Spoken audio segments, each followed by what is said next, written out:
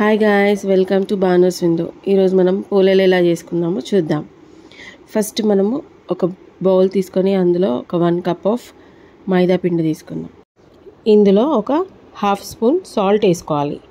ఆ తర్వాత ఒక 1 స్పూన్ ఆఫ్ నెయ్యి వేసుకోవాలి. సాల్ట్ నెయ్యి మొత్తం పిండికి మిక్స్ అయ్యేలాగా కలిపేసుకోవాలి. పిండిని ఇలా ముద్దలు కడితే ఉండలా ఉండిపోవాలన్నమాట. అంతవరకు కలుపుతూ ఉండాలి. ఇట్లా కలుపుకుంటే మనకు పోలేలు అనేవి చాలా సాఫ్ట్గా వస్తాయి అన్నమాట. ఇప్పుడు మనం కొంచెం కొంచెం వాటర్ పోసుకుంటా పిండిని ముద్దలాగా కట్టి పెట్టేసుకుందాము. ఎక్కువ వాటర్ పోస్తే కూడా పలసగా అయిపోతుంది. చూస్తూ కలుపుతూ కొంచెం కొంచెంగా వాటర్ పోసుకోవాలి. చపాతీ పిండి కంటే కొంచెం లూజ్గా తడుపుకోవాలన్నమాట. మనం ఎంత లూజ్గా తడుపుకుంటే అంత సాఫ్ట్గా వస్తాయి. వీటిని కొంతమంది బొబ్బట్లు అంటారు, కొంతమంది భక్షాలు అంటారు, కొంతమంది ఏమో బచ్చాలు అంటారు. మా పిల్లలు అయితే స్వీట్ చపాతీ అంటారు. నార్త్ సైడ్ అనుకోండి వాళ్ళు పూరన్ పోలి అంటారు. ఇలా మెత్తగా మనం ఒక 3 to 4 minutes వరకు ఇలా తడుపుకుంటూ ఉండాలి. అప్పుడైతే అది కొంచెం సాఫ్ట్గా అవుతుంది.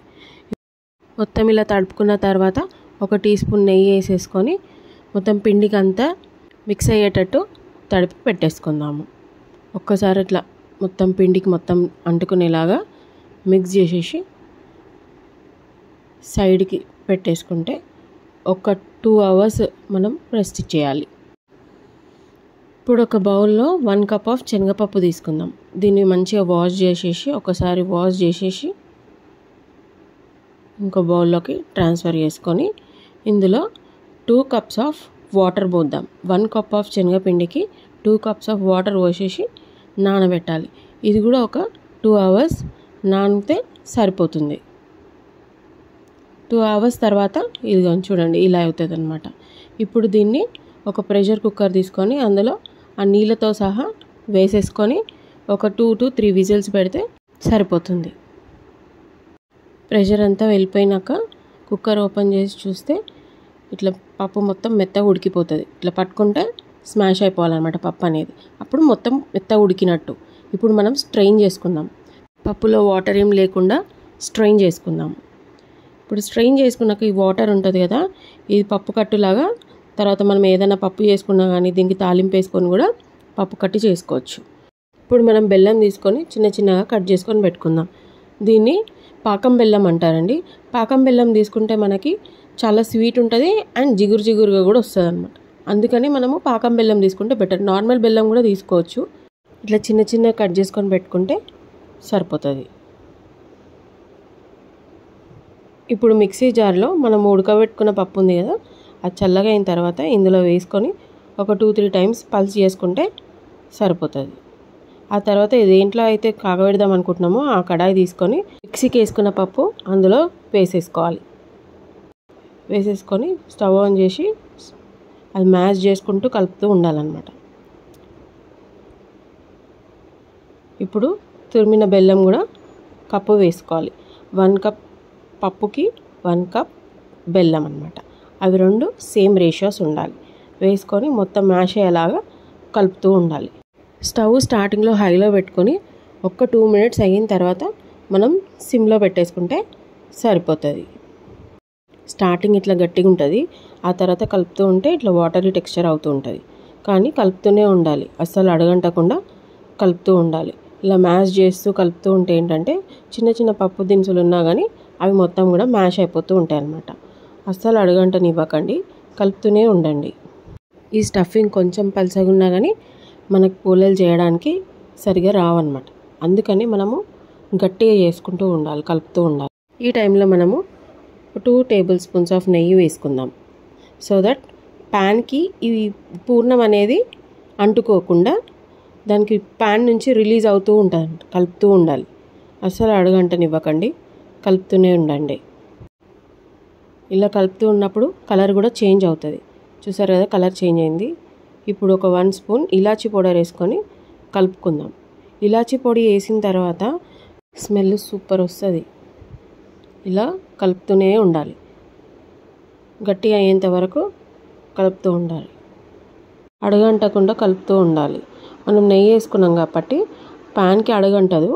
కాకపోతే మనము దగ్గరుండి కలుపుకుంటూనే ఉండాలి. ఒకసారి మర్చిపోయి సిమ్లో పెట్టేసి అట్లనే వదిలేసేసిండు అనుకోండి మాడిపోయే ఛాన్సెస్ ఉంటాయి. కాబట్టి అసలు పక్కకు జరగకుండా ఇట్లా కలుపుతూనే ఉండాలి. మొత్తం చల్లగా అయిపోతే అది గట్టి అయిపోతుంది. ఇప్పుడు చూసారు కదా, మొత్తం ఇట్లా గట్టి అయిపోతుంది మొత్తం కూల్ డౌన్ అయిపోయినాక. ఇప్పుడు మనం ఉండలు కట్టుకోవడానికి ఈజీ ఉంటుంది.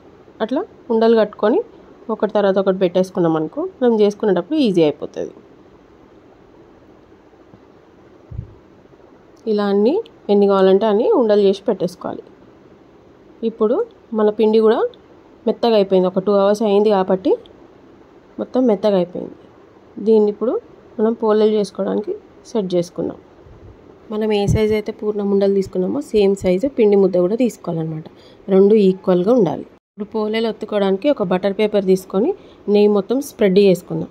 నెయ్యి స్ప్రెడ్ చేసుకున్న తర్వాత పిండి ముద్దను తీసుకొని సైడ్స్ మొత్తం ఇట్లా పల్చగా ఓపెన్ చేసుకుంటూ స్ప్రెడ్ చేయాలి. ఇప్పుడు చూపించిన విధంగా మధ్యలో మనం పూర్ణం పెట్టుకోవాలి. పూర్ణం పెట్టుకొని ఇట్లా క్లోజ్ చేసేయాలి. అన్ని కార్నర్స్ పూర్ణం బయటికి రాకుండా మొత్తం క్లోజ్ చేసుకోవాలి. ఇప్పుడు దీన్ని ఉల్టా వేసుకొని కొంచెం నెయ్యి రుద్దుకొని దాన్ని స్ప్రెడ్ చేసుకుంటూ ఉండాలి. మొత్తం కొంచెం ఒక పెద్ద సైజు చపాతీ సైజు స్ప్రెడ్ చేసుకుంటే సరిపోతుంది. ఈ సైజెస్ అనేటివి మన ఇష్టం, చిన్నవైనా చేసుకోవచ్చు పెద్దవైనా వేసుకోవచ్చు. పూర్ణం అంతా ఈవెన్గా స్ప్రెడ్ అయ్యేటట్టు మనము తాల్చుకోవాలన్నమాట.